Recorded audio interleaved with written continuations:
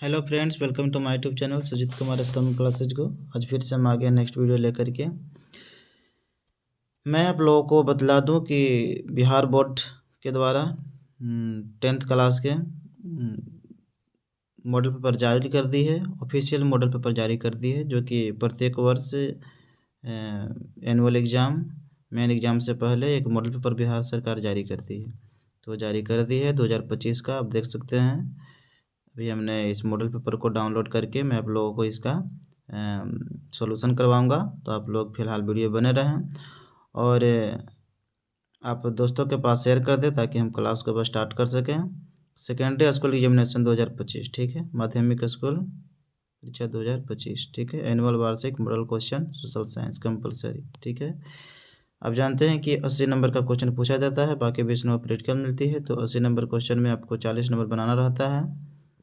Objective 80 objective रहेगा तो 40 objective बनाना रहता है, ठीक है। उसी प्रकार से 80 नंबर का सब्जेक्टिव रहती है और 40 नंबर का बनाना रहता है, मतलब 40-40 जोड़ करके 80 नंबर टोटल हो जाता है, ठीक है। तो इस तरीके के आप लोग क्वेश्चन को आप लोग बनाएंगे, ठीक है। तो हम लोग अब क्वेश्चन की शुरुआत करते हैं। आपको बनाने के लिए बिहार बोर्ड में 2 घंटा 45 मिनट का टाइम मिलती है। कितनी मिलती है? 2 घंटा 45 मिनट का टाइम मिलती है, ठीक है। कितना का? 2 घंटा 45 मिनट का टाइम मिलता है, ठीक है। इस बात को आप ध्यान दीजिएगा।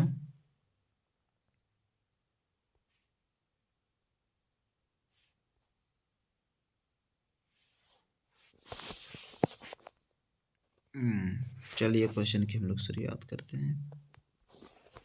ऐसा करते हैं, चलिए अब अच्छा हो गया।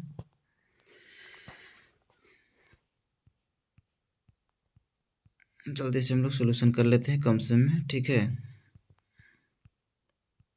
ये सब इंस्ट्रक्शन है, पढ़ लीजिएगा। क्वेश्चन नंबर 1 है, इनमें से क्या सामाजिक भेद का कारण है? भाषा है, धर्म है, जाति है, इनमें से सभी है। तो देखिए, सामाजिक भेद का जो कारण होती है, क्या इसमें भाषा हो सकती है, क्या धर्म हो सकती है, या जाति हो सकती है? तो सामाजिक भेद का कारण तो इनमें से तीनों हो सकती है ना। भाषा के आधार पर भी सामाजिक भेद उत्पन्न होती है, धर्म के आधार पर भी सामाजिक भेद उत्पन्न होती है, जाति के आधार पर भी सामाजिक भेद उत्पन्न होती है। इसलिए ए बी सी ये तीनों हो जाएगा, अर्थात D will be right answer, ठीक है। हम लोग नेक्स्ट क्वेश्चन की ओर बढ़ते हैं। अगले क्वेश्चन, इसमें जो आपको सोल्यूशन देंगे बिल्कुल 100% राइट रहेगी, इसके अलावा कोई भी गलत नहीं रहेगा, ठीक है ना। तो दूसरा नंबर क्वेश्चन, पूरी विश्वास के साथ मैं बताता हूँ कि एक भी क्वेश्चन का उत्तर गलत नहीं रहेगा, ठीक है। स्वतंत्रता के मूल अधिकार का संबंध किस अनुच्छेद से? अनुच्छेद 14 है, अनुच्छेद 15 है, या अनुच्छेद 19 है, अनुच्छेद 18? तो देखिए, ऐसे मौलिक अधिकार जो है अनुच्छेद 12 से 35 से वर्णित किया गया है, और समता का अधिकार अनुच्छेद 14 से लेकर के 18 तक है, और 14 से 18 तक है तो समता का अधिकार में आ जाएगा, है ना। बाकी बचा स्वतंत्रता का अधिकार, अनुच्छेद 19 से लेकर के 22 में स्वतंत्रता का अधिकार है, इसलिए सी विल सर राइट हो जाएगा, ठीक है। मैंने आपको बताया बिल्कुल एकदम सही आंसर रहेगा, एक भी आंसर गलत नहीं रहेगा, ठीक है। मेरे अलावे अगर कोई व्यक्ति अगर इसमें से अलग आंसर अगर देता है तो समझिए कि उनका आंसर बिल्कुल गलत है, ठीक है। बिल्कुल 100% राइट में मैं आप लोगों का उत्तर दूंगा। देखिए, तीसरा नंबर क्वेश्चन, इनमें से कहाँ सर्वप्रथम महिलाओं को वोट का अधिकार मिली थी? तो इंग्लैंड में मिली थी, ठीक है। सबसे पहले वोट देने का अधिकार महिलाओं को इंग्लैंड में दिया गया था 1918 ईस्वी में, ठीक है। तो अगले नंबर क्वेश्चन के लिए हम लोग चलते हैं। चौथा नंबर क्वेश्चन, इनमें से कौन पंचायत की व्यवस्थापिका है? ठीक है ना। व्यवस्थापिका जो है ना, व्यवस्थापिका का मतलब क्या होता है? जहाँ पे व्यवस्था किया जाए, ग्रामीण जनता भी वहाँ पहुँच सके, सभा लगती है ना। तो ग्राम सभा इसका बिल्कुल सही जवाब हो जाएगा, ए विल बी राइट आंसर हो जाएगा। इनमें से कौन सा पंचायत की व्यवस्थापिका सभा है? ग्राम सभा। 100% राइट है कि ग्राम सभा ही होगा, ठीक है। इसके अलावा कोई भी उत्तर सही नहीं माना जाएगा। विदेश नीति को किस सूची में रखा जाता है? आप जानते हैं मित्रों कि अनुसूची नंबर 7 में 3 सूचियों के बारे में बतलाया गया है। एक संघ सूची है, एक राज्य सूची है, एक समवर्ती सूची है, ठीक है। तो 3 सूची के बारे में वर्णन किया गया है। तो जो संघ सूची में है विदेश नीति है, क्योंकि विदेश का काम क्या मुख्यमंत्री करेंगे? नहीं भाई जी, ये तो केंद्र सरकार का काम है, राज्य सरकार का काम नहीं, इसलिए क्या हो जाएगा? संघ सूची हो जाएगा, ठीक है। आगे बात है, छठा नंबर क्वेश्चन है, सूचना का अधिकार नामक विधेयक कब पारित किया गया था? सूचना का अधिकार नामक विधेयक जो है 12 अक्टूबर 2005 ईस्वी में पारित किया गया था। डी आंसर बिल्कुल सही है। सातवां नंबर क्वेश्चन की ओर हम बढ़ते हैं। भारतीय जनता पार्टी के प्रथम अध्यक्ष कौन थे? ठीक है ना, बीजेपी के जो प्रथम अध्यक्ष हुए थे मित्रों, अटल बिहारी वाजपेयी थे। ये संस्थापक थे श्यामा प्रसाद मुखर्जी। बीजेपी भारतीय जनता पार्टी की जो स्थापना हुई थी 1980 ईस्वी में हुई थी। ठीक है ना, बहुजन समाज पार्टी के 1984 ईस्वी में हुआ था। कम्युनिस्ट पार्टी के 1925 में हुआ था। कम्युनिस्ट पार्टी मार्क्सवाद के 1964 में हुआ था। भारतीय राष्ट्रीय कांग्रेस पार्टी का 1885 में हुआ था। 28 दिसंबर 1885 में हुआ था। इस बात को आप ध्यान दीजिएगा मित्रों। अगला नंबर क्वेश्चन है, इनमें से किस पार्टी का विलय जनता दल यूनाइटेड में हो गया था? देखिए, समता पार्टी का जो विलय है ना, वो जनता दल यूनाइटेड में 2003 ईस्वी में हो गया था। ठीक है ना, समता पार्टी का विलय 2003 में जनता दल यूनाइटेड में हो गया था। तो बी ऑप्शन इसका सही हो जाएगा। ठीक है ना, समता पार्टी।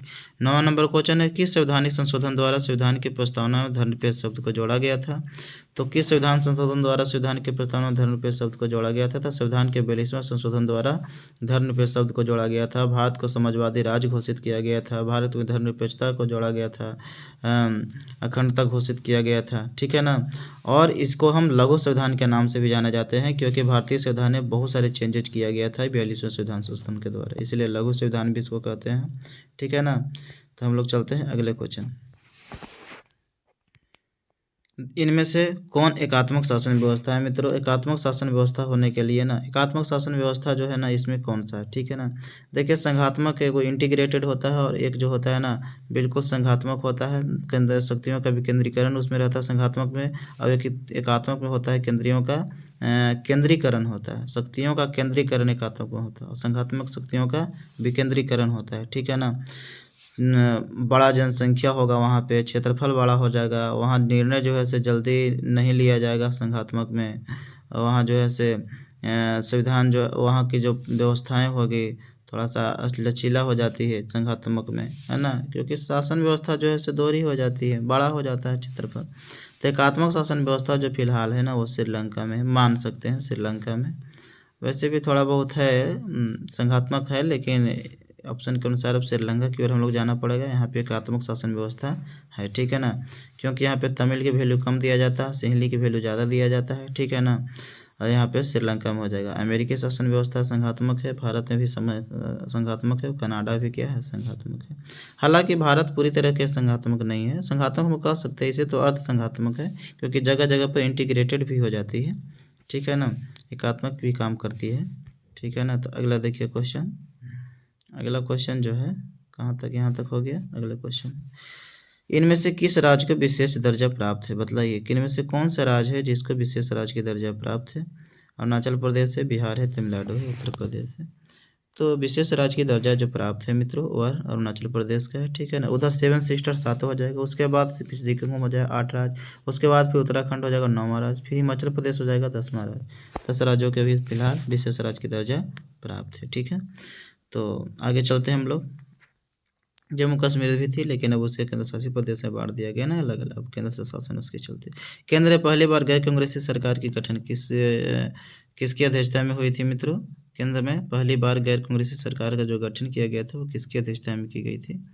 तो गैर कांग्रेसी सरकार की जो गठन किया गया था ना, वो मोरारजी देसाई की अध्यक्षता में की गई थी 1977 ईस्वी में। यही प्रधानमंत्री बने थे, है ना, गैर कांग्रेस सरकार जो कि जनता पार्टी के बने थे। उसमें आप जानते हैं ना कि छात्र आंदोलन हो गया था मित्रों, जिसमें जयप्रकाश नारायण ने भूमिका निभाया था, और 1974 ईस्वी में उन्होंने संपूर्ण क्रांति का नारा दिया था मित्रों। ठीक है ना, उन्होंने भाषण दिया था 25 जून 1974 ईस्वी के पटना गांधी मैदान में उन्होंने भाषण दिया था। उनकी एक पत्रिका है जनमुक्ति पत्रिका। ठीक है ना, उसमें आप जा करके पढ़ सकते हैं, बहुत बड़ी लेख है। ऐसे आप 12th क्लास में जाइएगा ना, तो हिंदी मीडियम में आपको हिंदी किताबें आपको पढ़ने के लिए दिया गया है। ठीक है ना, तीसरा ही चैप्टर है संपूर्ण क्रांति। अगला नंबर क्वेश्चन है, पानी के निजीकरण के कारण वहाँ जनसंघर्ष हुआ था। पानी के निजीकरण के कारण जनसंघर्ष हुआ था मित्रों, बोलीविया में हुआ था। कहाँ हुआ था? बोलीविया में जनसंघर्ष हुआ था। पानी के जनसंघर्ष को लेकर के बोलीविया में जो हुआ था वो जनसंघर्ष हो गया था। ठीक है ना, तो हम लोग अब अगले क्वेश्चन की ओर चलते हैं। ठीक है, अगला क्वेश्चन जो है मित्रों, कहाँ पहुँच गए? ठीक है, अगला क्वेश्चन जो है, संविधान सभा का गठन कब हुआ था? संविधान सभा का जो गठन किया गया था वो 9 दिसंबर 1946 ईस्वी में किया गया था। 9 दिसंबर 1946 ईस्वी में संविधान सभा का गठन किया गया था मित्रों, ठीक है ना।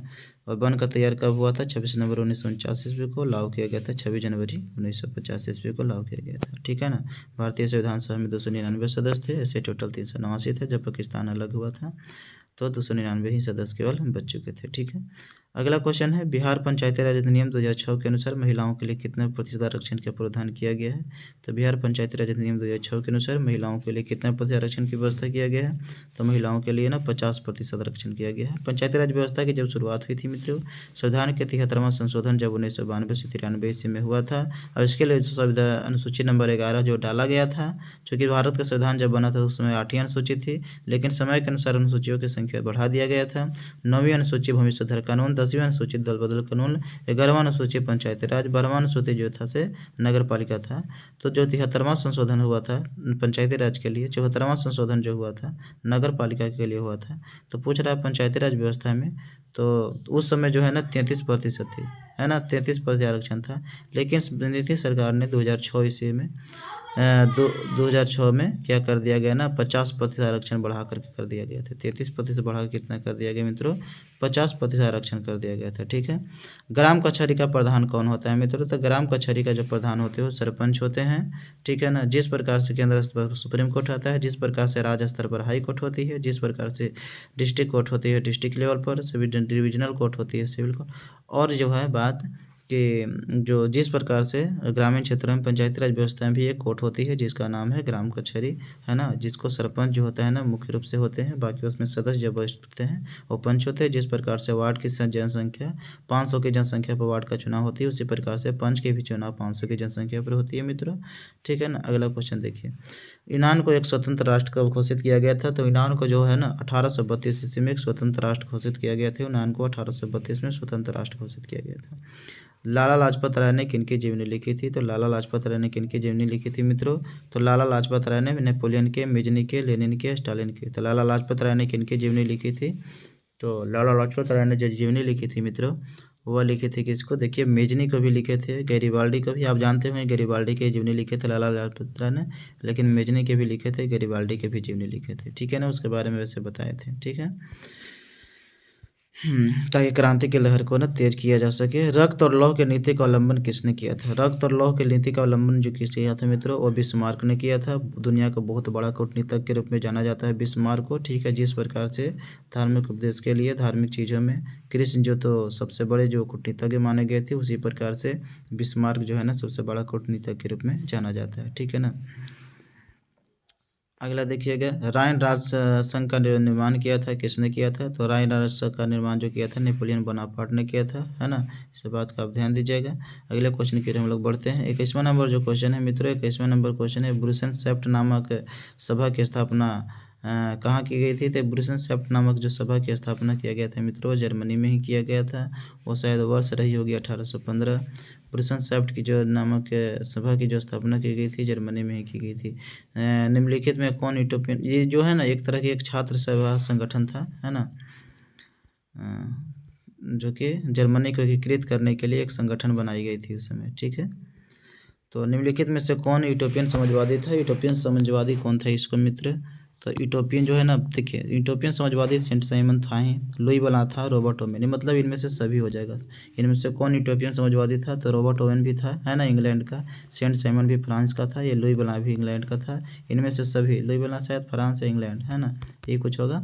लेकिन ये तीनों के जीवन जो है ना यूटोपियन समाजवादी था। देखिए, कार्ल मार्क्स के बाद, मार्क्स के बाद की जो विचारधारा हुआ ना, वो हो गया वैज्ञानिक समाजवाद। और कार्ल मार्क्स से पहले की जो विचारधारा रही है उसको बोलते हैं हम यूटोपियन समाजवादी कहते हैं, ठीक है ना। यूटोपियन समाजवादी बिल्कुल शांति में भरोसा रखते थे, बिल्कुल शांति में, और ये इनका मानना था कि वर्ग संघर्ष करने की ज़रूरत नहीं है, ठीक है ना। अपने आप जो उद्योगपति हैं वो हमें हमारे दुखों को समझेंगे और अपने आप ही हम लोगों को सुविधाएं, सुख सुविधाएं, सब चीज़ व्यवस्थाएं करेगी, ठीक है ना। लेकिन कार्ल मार्क्स के बाद की जो विचारधारा रही थी वो कहते थे कि बिना संघर्ष कर ले नहीं होगा, अगर हमें जो चीज़ मिल नहीं रही है ना उसे छीन लेनी चाहिए, ठीक है ना। इसलिए वर्ग संघर्ष का सिद्धांत भी उन्होंने भी दिया था। बोल्शेविक क्रांति को इनमें से किस नाम से जाना जाता है? बोल्शेविक क्रांति को जाना जाता है अक्टूबर क्रांति के नाम से जाना जाता है, नवंबर क्रांति के नाम से जाना जाता है, रूसी क्रांति के नाम से जाना जाता है। समझ में आया बात। अगला हम लोग क्वेश्चन की बात करेंगे। चूँकि 2 क्रांति, एक अक्टूबर क्रांति और नवंबर क्रांति इसलिए कहा जाता है क्योंकि वहाँ 2 तरह की कैलेंडर चलती थी। एगो ग्रेगोरियन कैलेंडर चलती थी, एगो जूलियन कैलेंडर चलती थी। ग्रेगोरियन कैलेंडर जूलियन कैलेंडर से 13 दिन आगे चलती थी मित्रों, ऐसा बोल सकते हैं ना। इनमें से कौन गुप्त पुलिस संगठन है? गुप्त पुलिस संगठन जो है ना मित्रों, चेका गुप्त पुलिस संगठन है। क्या है? चेका जो है ना एक गुप्त पुलिस संगठन है, इसलिए इस बात को ध्यान दीजिएगा। रूस में चेका की गठन की गई थी, गुप्त पुलिस संगठन था। ठीक है, उसके बाद हम लोग अगला क्वेश्चन के लिए हम लोग चलेंगे। नरोत्तम सिंहानुक ने राजनीतिक से संन्यास कब लिया था? नरोत्तम सिंहानुक ने राजनीतिक से संन्यास कब लिया था मित्रों? इस बात का आप ध्यान दीजिएगा कि बताइएगा नरोत्तम सिंहानुक ने राजनीतिक से संन्यास कब लिया था? बताइए मित्रों, नरोत्तम सिंहानुक ने राजनीति से संन्यास कब लिया था? वही नरोत्तम सिंहानुक जो कि कंबोडिया का शासक था। नरोत्तम सिंहानुक ने राजनीति से संन्यास कब लिया था? ठीक है ना। तो इसका बिल्कुल सही जवाब है मित्रों 1975 ईस्वी में नरोत्तम सिंहानुक ने क्या लिया था? राजनीति से संन्यास ले लिया था। ठीक है मित्रों, 1975 ईस्वी में जब गृह युद्ध समाप्त हो गया था कंबोडिया में, उसके बाद फिर 1978 ईस्वी में उन्होंने राष्ट्राध्यक्ष बनने के पश्चात भी उन्होंने राजनीति से संन्यास ले लिया था। ठीक है, 1978 बिल्कुल सही जवाब। अगला नंबर क्वेश्चन है मित्रों कि भारत में रेलवे की शुरुआत किसके शासनकाल में हुई थी? तो बिल्कुल सही जवाब इसका क्या है? बताइए मित्रों, इसका सही जवाब क्या है? लॉर्ड डलहौजी। ठीक है ना, लॉर्ड डलहौजी के शासनकाल में क्या हुआ था? रेलवे की शुरुआत हो गई थी ना। लॉर्ड कर्जन का तो आप जान ही रहे मित्रों, बंगाल का विभाजन 1905 ईस्वी में करवा दिया था, लेकिन बंगाल का विभाजन कर 1911 ईस्वी में फिर हो गया था, पुनः घोषणा हो गई थी। ठीक है, गांधी ने दांडी यात्रा की शुरुआत कहाँ से हुई थी? तो गांधी ने जो दांडी यात्रा की शुरुआत की थी साबरमती आश्रम से शुरुआत किया था। ठीक है ना, 1915 ईस्वी में हालांकि साबरमती आश्रम का नींव पड़ी थी, 1917 ईस्वी में इसको स्थापित कर दिया गया था साबरमती आश्रम को। ठीक है, स्वराज पार्टी का प्रथम सम्मेलन कहाँ हुआ था? स्वराज पार्टी का जो प्रथम सम्मेलन हुआ था वो इलाहाबाद में हुआ था। स्वराज पार्टी का प्रथम सम्मेलन कहाँ हुआ था मित्रों? इलाहाबाद में हुआ था। ठीक है ना, तो स्वराज पार्टी के जो प्रथम अध्यक्ष रहे थे चित्तरंजन दास रहे थे और महासचिव जो रहे थे मोतीलाल नेहरू रहे थे। चित्तरंजन दास और मोतीलाल नेहरू मिलकर के स्वराज पार्टी की स्थापना किए थे। ठीक है ना, प्रथम सम्मेलन कहाँ हुआ था? इलाहाबाद में। इनमें से किन्हें सीमांत गांधी के नाम से जाना जाता है? तो खान अब्दुल गफ्फार खां को जो है ना सीमांत गांधी के नाम से जाना जाता है। ठीक है ना, अगले क्वेश्चन के लिए हम बढ़ते हैं। वेदों की ओर लौटे का नारा किसने दिया था? वेदों की ओर लौटो का नारा किसने दिया था मित्रों? तो वेदों की ओर लौटो का नारा स्वामी दयानंद सरस्वती ने दिया था। वेदों की ओर लौटो। ठीक है ना, दयानंद सरस्वती कहाँ पे है? यहाँ देखिए, इनके बचपन का नाम मूलशंकर था। इनकी कहानी संस्कृत में आप लोग पढ़े ही होंगे। ठीक है, बिहार प्रांतीय किसान सभा की स्थापना किसने किया था? तो बिहार प्रांतीय सरकार की स्थापना जो किए थे वो सहजानंद सरस्वती ने किया था, बिहार के सोनपुर में, है ना। बिहार के सोनपुर में बिहार प्रांतीय किसान सभा की स्थापना किए थे। ठीक है ना, 1929 ईस्वी में किए थे। ठीक है ना, और 1936 ईस्वी में इन्होंने अखिल भारतीय किसान सभा का भी गठन किया था। 1936 ईस्वी में लखनऊ में किसान सभा का भी गठन किया था, अखिल भारतीय किसान सभा का, सहजानंद सरस्वती ने भी। ठीक है, अगला क्वेश्चन है भारत है पहला फैक्ट्री एक्ट कब पारित किया गया था? भारत है पहला फैक्ट्री एक्ट पारित किया गया था 1881 ईस्वी में। ठीक है, अगला नंबर क्वेश्चन है ब्रिटिश संसद के किस अधिनियम ने भारत में व्यापार पर ईस्ट इंडिया कंपनी के एकाधिकार को समाप्त कर दिया था? तो 1813 ईस्वी के जो चार्टर अधिनियम था उसके तहत ब्रिटिश संसद के ने क्या कर दिया था? व्यापार पर ईस्ट इंडिया कंपनी को एक अधिकार को जो है ना समाप्त कर दिया गया था। ईस्ट इंडिया एक्ट 1784 विनिमय अधिनियम 1813 ईस्वी में होगा। ठीक है, अगला नंबर क्वेश्चन क्या है? City of Bombay improvement trust की स्थापना के पीछे इनमें से क्या कारण है? ठीक है, city of Bombay improvement trust की स्थापना के पीछे इनमें से क्या कारण था? वो प्लेग बीमारी है ना, महामारी फैल गई थी, उसी के लिए इसकी स्थापना की गई थी। काफ़ी स्वास्थ्य खराब हो रही थी, बाकी बहुत सारे लोगों की मृत्यु हो रही थी, इसलिए इसको city of Bombay improvement trust की स्थापना की गई थी। सोम प्रकाश साप्ताहिक पत्रिका का प्रकाशन किसने किया था? ईश्वर चंद्र विद्यासागर ने सोम प्रकाश साप्ताहिक प्रकाशन किया था, ईश्वर चंद्र विद्यासागर ने किया था। ठीक है, न्यू इंडिया समाचार पत्र को किसने शुरू किया था? न्यू इंडिया देखिए, एक था यंग इंडिया को महात्मा गांधी ने शुरू किया था, लेकिन न्यू इंडिया को एनी बेसेंट ने शुरू किया था। किसने किया था? एनी बेसेंट ने शुरू किया था न्यू इंडिया समाचार पत्र। रेशम मार्ग कहाँ से आरंभ होती है? चीन से रेशम मार्ग की आरंभ होती है, चीन से आरंभ होती है रेशम मार्ग। ठीक है, अगला नंबर क्वेश्चन क्या है? इन देशों में से कौन प्राकृतिक संसाधनों में अत्यंत विपन्न है? इन देशों में कौन प्राकृतिक संसाधनों में अत्यंत विपन्न है? विपन्न मतलब कि प्राकृतिक साधन उतना नहीं है, तो जापान में उतना प्राकृतिक संसाधन नहीं। ठीक है, अगला नंबर क्वेश्चन, इन राज्यों में से कौन सर्वाधिक वन आवरण वाला है? मतलब सबसे ज़्यादा कहाँ पे वन है? तो एमपी में है, मध्य प्रदेश में। ठीक है, अगला नंबर क्वेश्चन, रोहिला राष्ट्रीय उद्यान कहाँ पे है? रोहिला राष्ट्रीय उद्यान जो है एचपी हिमाचल प्रदेश में है। हाँ तो और क्या, हाँ एचपी में ही है। रोहिला राष्ट्रीय उद्यान कहाँ है? हिमाचल प्रदेश में है। सागर सम्राट क्या है मित्रों? जहाँ पे तेल निकाली जाती है, अपतटीय तेल रिंग होती है ना, सागर सम्राट कहा जाता है इसको। रूस के सहयोग से किस परमाणु विद्युत गृह का निर्माण किया गया था? रूस के सहयोग से ना कुर्नुकुलम परमाणु विद्युत गृह का निर्माण किया गया था, जो कि तमिलनाडु में है। भारत का सबसे बड़ा परमाणु भट्टी जाना जाता है। इनमें से किसे सुनहरा रेशा कहा जाता है? सुनहरा रेशा जो है ना जूट को कहा जाता है, सुनहरा रेशा इसको कहा जाता है। इस बात का आप ध्यान दीजिएगा, सुनहरा रेशा कहा जाता है किसको? जूट को कहा जाता है, ठीक है। सुनहरा रेशा किसको कहा जाता है? जूट को कहा जाता है। अगला क्वेश्चन, निम्नलिखित में से किसे अंगोरा ऊन, निम्नलिखित में से किसे अंगोरा ऊन प्राप्त किया जाता है? तो अंगोरा ऊन किसको किसे, तो ये खरगोश के है ना, खरगोश के बाल से ना अंगोरा ऊन प्राप्त किया जाता है। अगला नंबर क्वेश्चन ध्यान दीजिए। अगला क्वेश्चन है मित्रों, भारत में लौह इस्पात का पहला कारखाना कहाँ स्थापित किया गया था? तो भारत में लौह इस्पात का जो पहला कारखाना वो स्थापित की गई थी, वो झारखंड में जमशेदपुर में स्थापित किया गया था, ठीक है ना। अगला नंबर क्वेश्चन, भोपाल गैस त्रासदी में किस गैस का रिसाव हुआ था मित्रों? मिथाइल आइसोसाइनाइड गैस का रिसाव हुआ था। ध्यान दीजिएगा कहाँ पे है? मिथाइल आइसोसाइनाइड गैस का रिसाव हुआ था, ठीक है। अगला नंबर क्वेश्चन, भारत का सबसे लंबा राष्ट्रीय राजमार्ग संख्या कौन है? पहले NH7 थी, लेकिन अब NH44 हो गया है, नेशनल हाईवे 44 नाम हो गया है उसका। चलो, सबसे बड़ा रेल जोन कौन है भैया? रेलवे जोन सबसे उत्तर रेलवे नई दिल्ली जो है ना, उसका सबसे बड़ा रेलवे जोन है उत्तर रेलवे नई दिल्ली, ठीक है। इस बात को ध्यान दीजिए। अगला नंबर क्वेश्चन है, वायु परिवहन का राष्ट्रीयकरण कब किया गया था? वायु परिवहन का राष्ट्रीयकरण 1953 ईस्वी में किया गया था। अगला नंबर क्वेश्चन है, अगला क्वेश्चन है, सदिया से धुबरी तक कौन राष्ट्रीय राजमार्ग है? सदिया से धुबरी तक कौन राष्ट्रीय राजमार्ग है? देखिए, सदिया से धुबरी तक है ना, इलाहाबाद से हल्दिया तक है राष्ट्रीय राजमार्ग संख्या 1, सदिया से धुबरी तक है राष्ट्रीय राजमार्ग संख्या 2, कोलम से कोटापुरम राष्ट्रीय राजमार्ग संख्या 3 है, 5 तो उड़ीसा में पड़ती है ना। तो आप देख सकते हैं मित्रों कि सदिया से धुबरी तक कौन है? राष्ट्रीय राजमार्ग संख्या 2 है। हम आपको जल संसाधन 5 याद करने के लिए बतलाए थे। फाल्टा विशेष आर्थिक क्षेत्र कहाँ है? ठीक है ना, फाल्टा विशेष आर्थिक क्षेत्र कहाँ पड़ जाएगा आपको? ये आपको पड़ जाएगा, फाल्टा पश्चिम बंगाल में पड़ जाएगा, है ना। अगर कांडला रहता तो गुजरात में हो जाता ना, फाल्टा जो है ना पश्चिम बंगाल में पड़ जाएगा। अगला नंबर क्वेश्चन देखिए, मोनाजाइट किस राज्य में सर्वाधिक पाया जाता है? तो मोनाजाइट जो है ना सबसे ज़्यादा केरला में पाया जाता है। कहाँ पाया जाता है? केरला में। केरला में पढ़ा लिखा बहुत व्यक्ति है, सबसे ज़्यादा पढ़े लिखे व्यक्ति केरल में है, सबसे अनपढ़ व्यक्ति जो है बिहार है। भारत का कॉटन पॉलिश किस नगर को कहा जाता है? भारत का जो कॉटन पॉलिश है ना मुंबई को कहा जाता है ना, सूती वस्त्र की नगरी जो है ना मुंबई को कहा जाता है, ठीक है। कुद्रेमुख में कौन खनिज पाया जाता है? कुद्रेमुख, कुद्रेमुख में ना, कुद्रेमुख, हाँ ये कोयला अति क्या बोलते हैं, लोहा के लिए है, जो कि कर्नाटका में है ना सबसे ज़्यादा पाया जाता है। कुद्रेमुख जो कर्नाटका में कुद्रेमुख पड़ता है, वहाँ पे लौह इसका सबसे ज़्यादा भंडार है। त्रिवेणी नहर का निर्माण कहाँ किया गया था? देखिए बिहार में ही किया गया था। अच्छा, ये जिला पूरी है, जिला तो पड़ जाएगा आपका पश्चिम बंगाल पड़ जाएगा, ठीक है ना। पश्चिम बंगाल ना त्रिवेणी नहर का निर्माण किया गया था। अगला नंबर क्वेश्चन है, इन परियोजनाओं में कौन सीतामढ़ी जिला में स्थित है?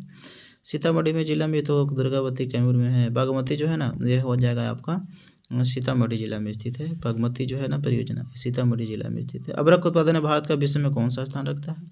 तो अबरक उत्पादन में आप जानवे करते हैं मित्रों कि भारत जो है ना पहला स्थान रखती है। अबरक उत्पादन में पहला स्थान है भारत का, ठीक है ना। भारत में चाय का अग्रणी उत्पादक राज्य कहाँ है? तो चाय कहाँ पर सबसे ज़्यादा होगी? असम में होगी, तो फिर असम हो जाएगा, है ना। चाय खेती असम में सबसे ज़्यादा, ठीक है। अगला नंबर, एल्युमिनियम बनाने के लिए किस खनिज की आवश्यकता पड़ती है?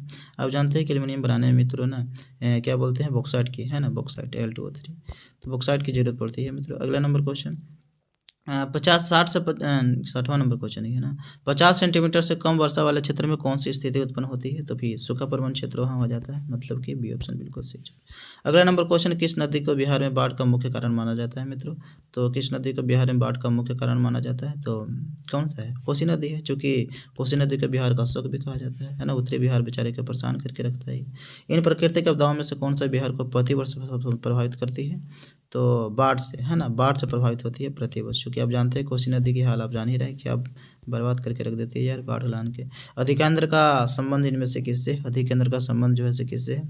बाढ़ से, सूखा से, भूकंप से, भूस्खलन से। तो अधिकेंद्र का संबंध जो है ना भूकंप से।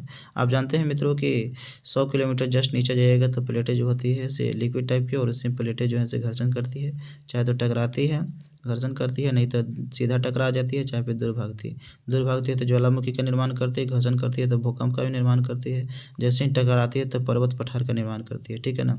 और ये सब चीज़ होने में ना भूकंप की जो पहली तरंगे जो पृथ्वी पर जिस सतह पर टकराती है ना उसी को हम अधिकेंद्र कहते हैं, और जहाँ से उत्पन्न होती है उसको भूकंपीय तरंग कहते हैं। जो सबसे पहले तरंग जाती है उसको पी तरंग कहते हैं, ठीक है ना। और बहुत ही स्पीड होती है पी तरंग का, लगभग 7 से 10 किलोमीटर प्रति सेकंड की रफ्तार होती है। लेकिन वहीं अगर मैं बात करूँ एल तरंगों की, तो जो एल तरंग होती है वो सबसे खतरनाक होती है, वो बाद में तरंग जाती है। हालांकि पी के बाद एस तरंग भी होती है, लेकिन एस के बाद जो एल तरंग होती है ज़्यादा खतरनाक होती है, क्योंकि यह ज़्यादा समय तक रहती है। इसका जो रफ्तार होती है लगभग 1.5 से 3 किलोमीटर प्रति सेकंड की रफ्तार होती है। अगला नंबर क्वेश्चन है, भारत में जनसंख्या की दृष्टि से बिहार का कौन सा स्थान है? भारत में जनसंख्या की दृष्टि से बिहार का जो स्थान है, तीसरा स्थान है, ठीक है ना। अगर जनसंख्या घनत्व की बात किया जाए तो पहला स्थान पर आ जाएगी। जनसंख्या में तीसरा जनसंख्या घनत्व में पहला है। जनसंख्या घनत्व में पहला रहेगा ना, 1 किलोमीटर में ना 1106 व्यक्ति रहता है बिहार में, बतलाइए। जबकि भारत की जनसंख्या घनत्व 382 है और बिहार की जनसंख्या घनत्व 1106 व्यक्ति है। इससे अच्छा अरुणाचल प्रदेश में सबसे कम जनसंख्या घनत्व है, लगभग 44 व्यक्ति रहता है 1 किलोमीटर स्क्वायर क्षेत्रफल में। अगला नंबर क्वेश्चन पर आप ध्यान दीजिएगा, विनिमय की प्रारंभिक अवस्था में व्यापार किस पर आधारित होता है? ये क्वेश्चन करवा दिए थे ना इधर? नहीं। प्रति व्यक्ति आय में इनमें से किस नाम से जाना जाता है? वो यहाँ तक करवाए ना। प्रति व्यक्ति आय में इनमें से किस नाम से जाना जाता है? तो औसत आय। प्रति व्यक्ति आय तो एक तरह की औसत आय है, इसलिए औसत आय जाना जाता है। प्रति व्यक्ति आय में किस नाम से जाना जाता है? औसत आय के नाम से जाना जाता है। अगला क्वेश्चन है, विनिमय की प्रारंभिक अवस्था में व्यापार किस पर आधारित था? विनिमय की प्रारंभिक अवस्था में व्यापार किस पर आधारित है? वस्तु विनिमय प्रणाली पर, या मौद्रिक विनिमय प्रणाली पर, या बैंकिंग प्रणाली में से सभी? तो विनिमय की जो प्रारंभिक अवस्था थी ना, शुरुआती दौर में तो वस्तु विनिमय प्रणाली चलती है, बार्टर सिस्टम चलता था। बाद में मॉनेटरी सिस्टम बाद में आया, ठीक है ना। सबसे पहले क्या था? बार्टर सिस्टम ही था। तो वस्तु विनिमय प्रणाली था, वस्तु का वस्तु से लेन देन होता था, उसमें काफ़ी समय जाती थी, है ना। अर्थव्यवस्था कमजोर पड़ जाती है उस समय। मौद्रिक व्यवस्था जब तक नहीं आएगी तब तक अर्थव्यवस्था की कल्पना नहीं किया जा सकता है। मैक्लेगन समिति का संबंध इनमें से किसे है? तो मैक्लेगन समिति का संबंध जो है वह सहकारिता संबंधित है ना। मैक्लेगन समिति जो है ना 1914 ईस्वी में आई थी, सहकारिता का विकास करने के लिए, है ना। इस पर कंट्रोल ध्यान देने के लिए, इसका विकास करने के लिए, ठीक है। लघु उद्योग का अधिकतम निवेश सीमा क्या है? लघु उद्योग का ना 5 करोड़ है, अब तो 10 करोड़ रुपया हो गया है, लेकिन 5 करोड़ रुपया जो है ना शुरुआती दौर की बात है भाई जी। लघु उद्योग की अधिकतम निवेश सीमा जो है ना 5 करोड़ थी। नीति आयोग के प्रतिनिधियक्ष कौन है? नीति आयोग के प्रतिनिधियक्ष आप जानते हैं, योजना आयोग के प्रतिनिधियक्ष कौन होते हैं? प्रधानमंत्री। तो उसी को ना बदल दिया 1 जनवरी 2015 ईस्वी में। 1 जनवरी 2015 ईस्वी में ना योजना आयोग का ही नाम बदल कर बना दिया गया नीति आयोग, जिसका अध्यक्ष होंगे प्रधानमंत्री होंगे, ठीक है ना। वही योजना आयोग जो कि 15 मार्च 1950 ईस्वी में स्थापना किया गया था, वही योजना आयोग है ना। बताइए एनडीसी की स्थापना कब हुआ था? राष्ट्रीय विकास परिषद, नेशनल डेवलपमेंट काउंसिल का। तो 6 अगस्त 1952 ईस्वी में नेशनल डेवलपमेंट काउंसिल की स्थापना की गई थी। अगला क्वेश्चन है मित्रों, ये क्या हम लोग आगे तो नहीं बढ़ गए ना? ठीक है। मानव परिश्रम से अर्जित धन क्या कहलाता है? मानव परिश्रम से अर्जित धन क्या कहलाता है? आय है, व्यय है, निवेश है, बचत है? बताइए मानव परिश्रम से अर्जित धन क्या कहलाता है? तो मानव परिश्रम से अर्जित धन क्या होगा? क्या निवेश होगा, व्यय होगा, या बचत होगा? ठीक है ना, तो आय होगा। अब भाई अर्जित धन को आय ही बोलेंगे ना, तो इसलिए क्या बोलेंगे हम? आय बोलेंगे। भारतीय रिजर्व बैंक का राष्ट्रीयकरण कब किया गया था? भारतीय रिजर्व बैंक का जो राष्ट्रीयकरण किया गया था ना मित्रों, रिजर्व बैंक का राष्ट्रीयकरण 1949 ईस्वी में किया गया था। 1 जनवरी 1949 को भारतीय रिजर्व बैंक को राष्ट्रीयकरण किया गया था। इसे बैंकों का बैंक कहा जाता है, इसको शीर्ष बैंक के रूप में जाना जाता है, ठीक है ना। सही बैंकों का बाप माना जाता है। इसका अधिनियम 1934 ईस्वी में आया था भारतीय रिजर्व बैंक को स्थापित करने के लिए, और 1 अप्रैल 1935 ईस्वी में इसको स्थापना कर दिया गया था, ठीक है ना। लेकिन 1949 ईस्वी में इसको राष्ट्रीयकरण किया कर दिया था, है ना। बाद में फिर अन्य 14 बैंकों का, व्यावसायिक बैंकों का राष्ट्रीयकरण 1969 ईस्वी में किया गया था। फिर 6 बैंकों का बाद में राष्ट्रीयकरण 1980 ईस्वी में किया गया था। राष्ट्रीयकरण का मतलब होता है कि सरकार जो है ना अपने अधीन ले लेती है बैंकों को। अगर पैसा लेकर बैंक भाग भी जाते हैं ना तो पैसा सरकार को मुहैया करवाती है, ठीक है ना। जनता को, मतलब जनता का पैसा जो है बर्बाद नहीं होती थी। पहले जो है सिर्फ बैंक खोलता था और सब लोग खाता का खुलाते थे, पैसा जमा करते थे, तो लेकर बैंक भाग जाती है, ठीक है ना, क्योंकि वह राष्ट्रीयकृत नहीं थी, इसलिए नेशनलाइज करना पड़ा सरकार को, ठीक है ना। इनमें से कौन सामाजिक आधारभूत संरचना का भाग है? इनमें से कौन जो है सामाजिक आधारभूत संरचना का भाग है? संचार है, यातायात है, शिक्षा है, या वित्त है? तो देखिए ये सब जो है ना आर्थिक संरचना का भाग है। वित्त जो है, संचार जो है, यातायात है, ये आर्थिक संरचना का भाग है। लेकिन शिक्षा जो है ना एक सामाजिक संरचना के भाग है, ठीक है ना। इसलिए शिक्षा इसका बिल्कुल सही जवाब हो जाएगा। अगले नंबर क्वेश्चन है, संयुक्त राष्ट्र ने किसे अंतर्राष्ट्रीय सहकारिता वर्ष घोषित किया है मित्रों? तो संयुक्त राष्ट्र संघ ने हाल ही में 2025 को घोषित कर दिया है। 2025 को अंतर्राष्ट्रीय सहकारिता वर्ष घोषित किया गया है। 2025 आने वाली है, 2025 आने वाली है उसको, ठीक है ना। इसको अंतर्राष्ट्रीय सहकारिता वर्ष घोषित कर दिया है, जबकि इसमें ऑप्शन है ही नहीं, ठीक है ना। चलिए अगले नंबर क्वेश्चन की ओर चलते हैं। उपभोक्ता अधिकारों की घोषणा सर्वप्रथम कहाँ की गई थी? उपभोक्ता अधिकारों की घोषणा सर्वप्रथम कहाँ की गई थी मित्रों? बतलाइएगा जल्दी। तो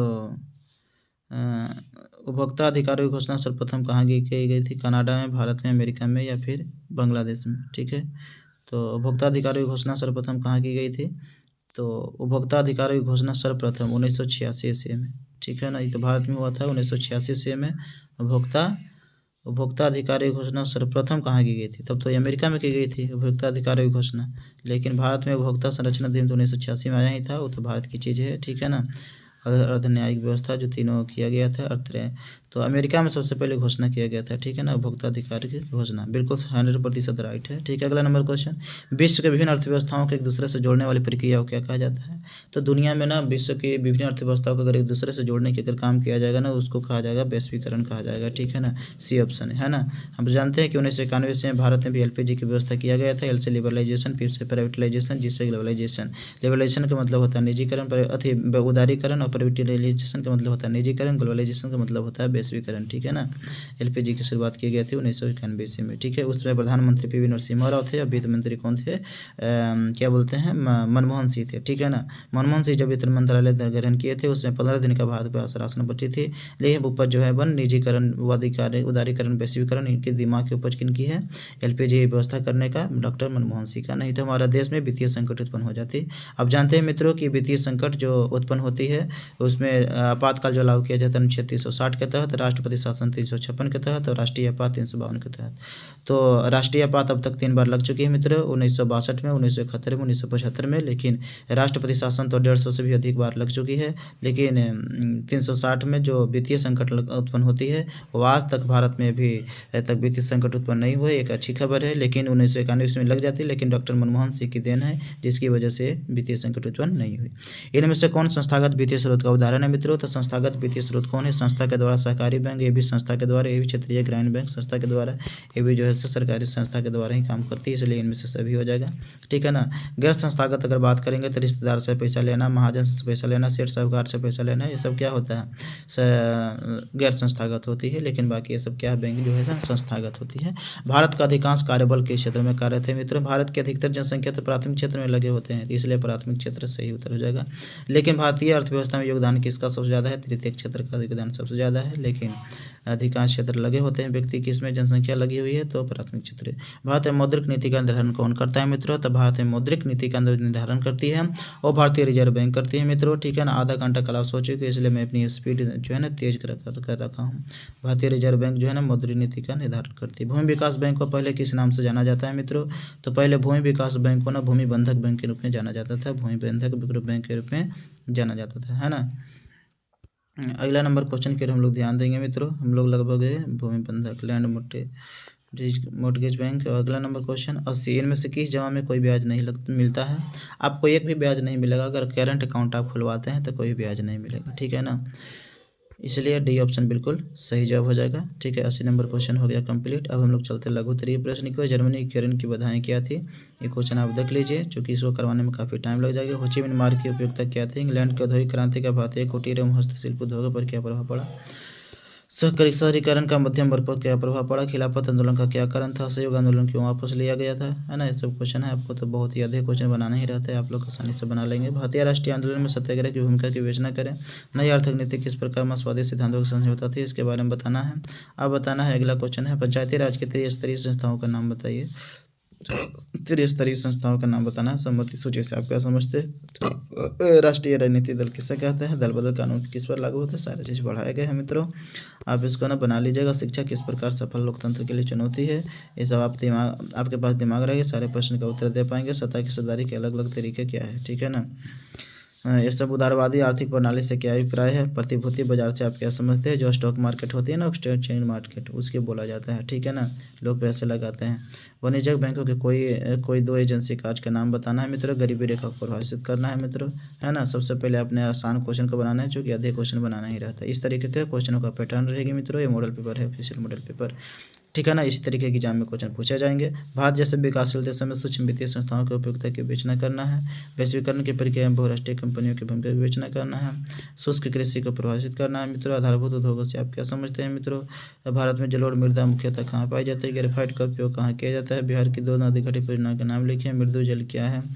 मृदु मतलब मीठा जल होता है ना। अगला नंबर, मृदा निर्माण के कारकों का वर्णन करना है। भौगोलिक औद्योगिक क्षेत्र का संक्षिप्त विवरण देना है।